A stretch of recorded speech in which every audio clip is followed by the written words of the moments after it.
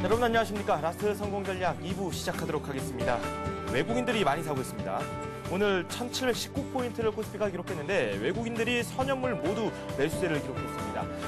현물 시장에서 3천억 원 넘는 주식을 끌어모았고요. 그리고 선물 시장에서는 각각 5천 개에 가까운 선물을 끌어모으면서 시장을 상승세로 이끌었습니다. 프로그램 쪽에서도 순매수로 시장 마감이 됐고요.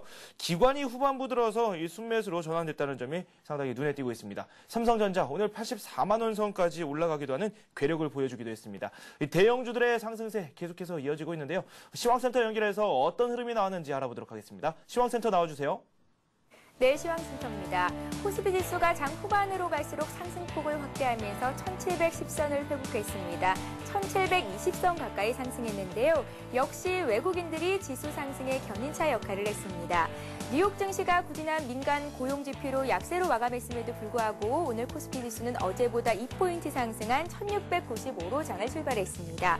외국인들이 현물 시장에서 15거래일 연속 순매수를 이어줬고요. 또 선물 쪽에서는 개인과 외국인들이 순매수하면서 수급 상황을 호전되게 만들었습니다. 오늘 코스피 지수는 어제보다 26포인트, 1.59% 상승한 1719포인트로 장을 마칠 것으로 예상합니다. 오늘 코스닥 지수는 코스피 지수에 비해서는 강한 상승은 아니었지만 비교적 상승세는 이어주는 모습을 보였는데요. 코스닥 지수는 517포인트로 장을 출발한 이후에 장중에는 상승폭을 다소 줄이기도 했습니다. 하지만 개인과 외국인들이 주식을 꾸준히 사들이면서 장 막판 들어서는 오름폭을 조금 더 늘렸습니다. 코스닥 지수는 어제보다 3포인트 오른 519선에서 장을 마칠 것으로 예상됩니다. 이어서는 시가총액 상위 종목군 움직임 보겠습니다. 외국인들이 대형 IT주를 대거 사들이면서 삼성전자가 3.3%나 상승했습니다. 84만 5천 원의 거래를 마쳤고요. 그 밖에 오늘 금융주에도 개인과 그리고 또 외국인 기관의 매수세가 유입이 됐는데요. 신한지주와 KB금융이 각각 1% 강보합권에서 장을 마쳤습니다. LG전자 역시 3.4% 강한 흐름을 보였고요. 하이닉스는 신고가를 다시 경신했습니다. 6% 가까이 오르면서 28,300원 선에서 거래를 마친 것으로 분석됩니다. 이어서 코스닥 쪽도 보겠습니다. LED 1위 업체죠. 서울반도체가 2.5% 강세 보이면서 44,000원 선에서 장을 마쳤고요. 셀트리온, SK브로드밴드 역시 강보합권에 들어서 있습니다. 반면에 포스코 ICT와 메가스터디에는 차익 실현 매물이 나왔습니다. 동서와 소디프 신소재 그리고 다음 역시 1% 이상 강한 모습을 보여줬고요. 성광밴드와 네오이즈 게임즈도 강보합권에서 마감하는 등 오늘 시가총액 상위 종목군들이 대부분 오르는 모습을 보였습니다. 이어서 오늘 특징 테마 업종들 살펴보도록 하겠습니다. 좀 전에 말씀해 드렸듯이 대형 IT주에 외국인들의 매수세가 강하게 유입되면서 상승 랠리를 계속해서 펼치고 있는데요. 삼성전자가 3% 급등했고 LG전자, 삼성전기 모두 3% 이상의 강한 상승 흐름을 보였습니다. 삼성전기 같은 경우에도 실적에 대한 잇단 호평 속에 오늘 이런 강세 흐름을 보인 것으로 분석됩니다. 삼성 SDI와 LG 디스플레이 역시 4% 이상 급등했습니다. 몇몇 해운주와 항공주가 오늘 급등세를 보이면서 운수창고 업종에도 매수세가 유입이 됐는데요. 외국인과 기관 쪽에서 매수세가 유입이 됐습니다. SX 페노션이 4% 급등했고요. 한진해운이 3% 상승, 현대상성과 대한해운 역시 1% 이상 올랐습니다. 대한항공은 1분기 실적 기대감으로 오늘 1% 이상 오름폭을 늘린 것으로 분석됐습니다. 공인인증서 규제 완화에 따른 수혜 기대감에 오늘 전자결제 관련주들이 일제히 상승하는 모습을 보였는데요. 다날은 오늘 변동폭이 컸습니다. 1% 하락으로 마쳤지만 모빌리언스가 9% 상승했고요. 이니시스 역시 4.8% 강한 상승 흐름을 보여줬습니다. 오늘 우리기술을 필두로 한 원전 관련주에도 매수세가 유입이 됐습니다. 우리기술은 두산중공업과 330억 원 규모의 원자력 발전 관련 사업을 수주했다는 소식을 전했는데요. 우리기술이 가격 제한폭까지 올랐고요. 그밖에 보성 파워텍, 하이로코리아, 모건코리아들도 2% 이상 상승으로 장을 마쳤습니다. 오늘 전기차 관련주들도 일제히 상승했습니다. 친환경차에 대한 관심이 보도되면서 전기차에 관련된 좋은 호재 소식들이 잇따라 들려오고 있는데요. 이런 가운데 SK와 CT&T가 오늘 중국의 전기차 진출을 위한 양해 각서를 체결했다는 소식을 전하기도 했습니다. 삼성 SDI가 5%, 6% 가까이 급등했고요. 오늘 LG화학도 2% 가까이 상승하면서 24만 5천 원을 회복했습니다. 지금까지 시황센터였습니다. 네, 이렇게 마감됐습니다. 코스피가 1.5% 급등하면서 마감이 됐고요. 외국인들이 꽤 많이 매수를 했습니다. 이에 따라서 원달러 환율 조금 내렸습니다. 4원 90전 내리면서 1126원 40전을 기록했습니다. 해외 증시도 한번 살펴보도록 하겠습니다. 일본 증시가 1.4% 가까이 오르면서 마감이 됐습니다. 중국 증시 역시 현재 1%대의 견조한 상승세를 보여주고 있습니다. 우리 증시가 비교적 더 오르는 모습을 보여주고 있네요. 오늘 마감 시황 그리고 또 내일장에 대한 이야기 한번 나눠봐야 되겠죠. SK증권 김영준 연구원 연결되어 있습니다. 안녕하십니까? 예, 안녕하십니까? 네, 4월의 첫날 굉장히 좋았습니다. 1720선도 훌쩍 뛰어넘을 그럴 기세였는데요. 오늘 증시 정리 좀 해주실래요?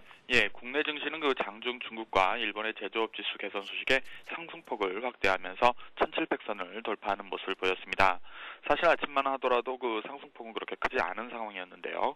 미 증시가 그 ADP 민간 고용 지표에 대한 실망과 무디스의 그 그리스 5개 은행에 대한 신용 등급 강등 소식으로 하락 마감했기 때문이었습니다. 그러나 그 ADP 민간 고용 지표가 예상치를 하회하였지만 실제 부진하다고 평가할 정도는 아니라는 점이 부각이 되면서 상승 출발하는 모습을 보였고요. 이후 국내 수출의 그 빠른 회복이나 그 상대적으로 안정적인 그 소비 지표와 함께 중국의 그 PMI 지수가 13개월째 기준선인 그 50을 상회하였다는 점과 일본의 그 단칸 대형 제조업 지수가 4분기 연속 개선되었다는 소식이 전해지면서 상승폭을 더욱 확대하는 모습이었습니다.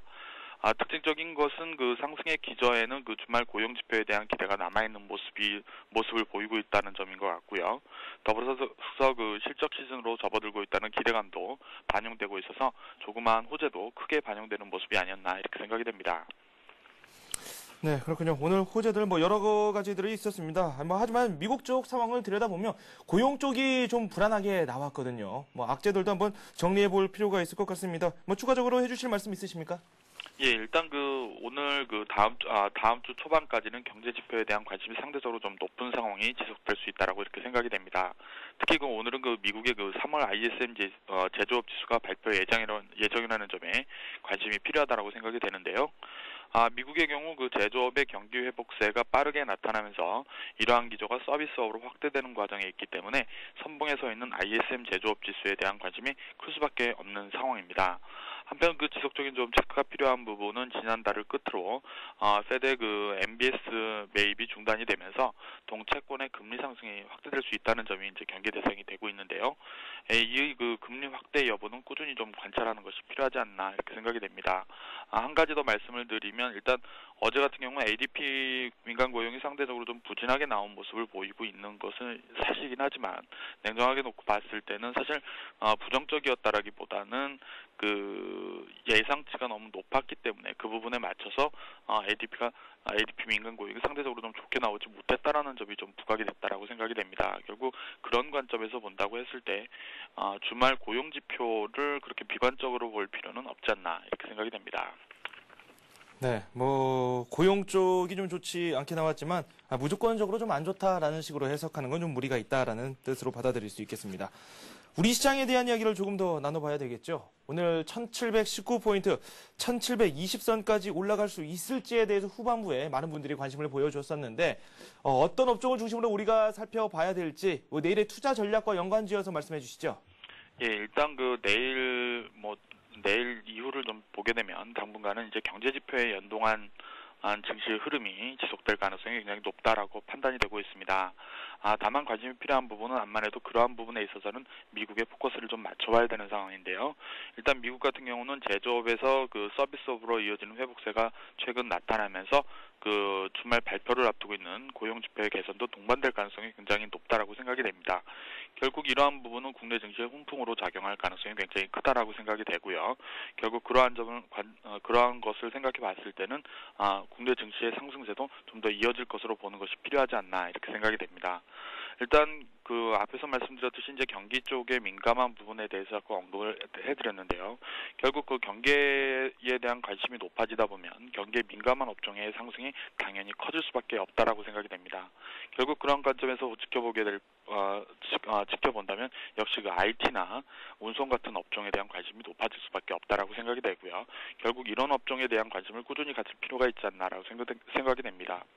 아울러서 이러한 부분과 더불어서 이제 최근에 대형주라든지 글로벌 중심으로 해서 설비 투자 지속적으로 확대되는 모습들을 보이고 있기 때문에 그러한 관점에서 본다고 했을 때는 기계 업종이라든지 아니면은 IT 부품이라든지 자동차 부품 같은 업종에도 지속적으로 관심이 좀 필요하지 않나 이렇게 생각이 됩니다.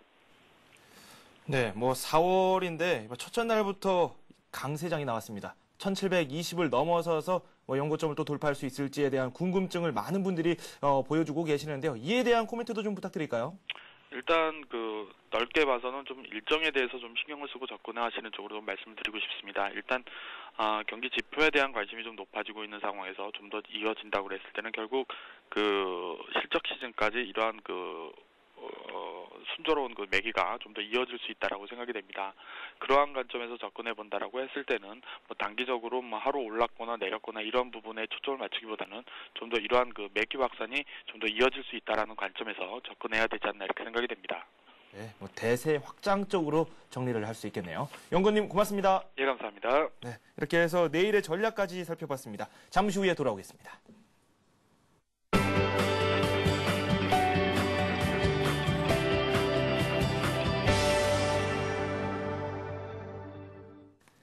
이 시각 주요 뉴스입니다. 정부가 농수협과 신협 등 상호금융회사의 저신용자 대출을 의무화하는 방안을 추진하기로 했습니다. 신용이 낮은 사람들도 신용대출을 받기가 쉬워질 것으로 보입니다. 금융위원회는 오늘 청와대에서 열린 비상경제대책회의에서 저신용자 대출 확대 방안을 이명박 대통령에게 보고하면서 농수협, 신협 등이 이 비과세 예금 수취액의 일부를 신용이 낮은 사람들에게 신용대출을 해주도록 관계부처와 협의해 나가겠다고 밝혔습니다. 저신용자 신용대출을 확대하는 저축은행에 신규 지점 허가를 내주는 방안과 카드사와 할부금융사의 가계대출 규제를 완화해 서민대출을 활성화하는 방안도 검토하기로 했습니다. 지난달 수출이 경제위기 이전 수준을 회복하면서 2월에 이어 2개월 연속 무역수지 흑자를 기록했습니다. 오늘 지식경제부가 발표한 3월 수출입 동향에 따르면 지난달 수출은 작년 같은 달보다 35.1% 증가한 376억 8천만 달러에 달했습니다. 수입도 48.4% 급증한 309억 4천만 달러로 집계됐습니다. 이에 따라 무역수지는 21억 9천만 달러 흑자를 기록했으며 3월까지 누계로도 37억 달러 흑자를 냈습니다. 반도체, 자동차, 가전 등이 50% 이상 수출 신장률을 기록했으며 수입도 철강제, 반도체 제조 장비 등 수출용 원자재와 설비 부품을 중심으로 크게 늘었습니다. 지난해 대기업 집단의 부채 비율이 4년 만에 감소하고 당기순이익이 증가하는 등 글로벌 금융위기 와중에도 재무구조가 전반적으로 개선됐습니다. 공정거래위원회가 오늘 발표한 53개 대기업 집단의 지난해 재무 현황에 따르면 53개 그룹의 부채 총액이 지난해 말 764조 9천억 원으로 전년에 48개 기업 집단보다 73조 원 증가했습니다. 하지만 부채 비율은 114.9%로 전년보다 5%포인트 떨어져 4년 만에 감소세를 보였습니다. 53개 대기업 집단의 평균 당기순이익도 9,300억 원으로 전년보다 2,900억 원보다 증가했습니다. 김중수 신임 한국은행 총재가 누구나 한은의 말에 귀를 기울이게 만들어야 할 것이라며 한은의 대내외 권위를 높여나가겠다고 강조했습니다. 오늘 취임식을 갖고 임기 4년의 공식 업무를 시작한 김 총재는 기자 간담회에서 한은의 독립성은 기본이며 논의의 대상이 아니다면서 한은의 위상을 한 단계 더 높이도록 노력하겠다고 말했습니다. 김 총재는 또 한은의 설립 목적인 물가 안정을 달성하는 데 배전의 노력을 경주하겠다고 다짐하면서 금융 안정을 위한 중앙은행의 역할이 강화되는 추세라고 설명했습니다. 증권금융 뉴스입니다. 유상호 한국투자증권 사장은 오늘 기자간담회를 갖고 올해 금융상품 4조, 퇴직연금 1조를 달성해 명실공히 평생자산관리 서비스 업계 1위를 위상에 확립하겠다고 밝혔습니다. 이어 지난해 세전 순이익은 3천억 원 안팎으로 예상된다면서 올해에는 3,500억 원을 목표로 최고의 실적을 거두겠다고 말했습니다. 메리츠 종합금융증권이 출범 후 처음으로 종금형 상품인 더 CMA 플러스와 메리츠 발행어음을 오늘 출시했습니다. 더 CMA 플러스는 1년 가입 시 최대 연 3.7%의 이자를 받을 수 있으며 메리츠 발행어음은 1년 가입 시 연 4% 금리를 받을 수 있는 정기예금식 확정금리형 상품입니다. 삼성증권이 아시아 증권사 최초로 차세대 체결내역 통보 시스템을 도입했습니다. 체결내역 통보 시스템이란 해외 기관 투자자와 증권사 사이의 거래 내역과 체결 정보를 양측이 확인할 수 있게 해주는 전산 시스템으로 주문과 결제 과정에서의 오류 발생을 막아줍니다. 하나은행이 오늘부터 안드로이드 기반의 뱅킹 서비스인 하나엠뱅크를 시작합니다. 이 서비스는 안드로이드 2.0 버전은 물론 아직 국내에 출시되지 않은 2.1 버전까지 지원합니다. 이로써 하나은행은 아이폰, 윈도우 모바일에 이어 안드로이드 핵심 운용체제에 대한 서비스 라인업을 모두 갖추게 됐습니다. 네, 조금 전에 해외 증시 상황도 한번 살펴봤었죠. 일본과 중국 나란히 1%대의 상승세로 시장을 마감했거나 현재 진행 중에 있습니다. 우리 증시 이보다 더 좋은 흐름을 보여주면서 4월의 첫날을 끝냈습니다. 1.5% 오르면서 1720선에 한 발짝 더 다가서게 된 코스피 지수. 대형주들의 상승세가 큰 역할을 하고 있는 것으로 분석이 되고 있습니다. 외국인들의 국내 증시에 대한 사랑 언제까지 계속해서 이어질지 그에 대한 초점도 저희가 늦추지 않고 한번 살펴봐야 될 것 같습니다. 오늘 저희가 준비한 소식은 여기까지고요. 내일 이 시간에 다시 찾아뵙도록 하겠습니다. 여러분 고맙습니다.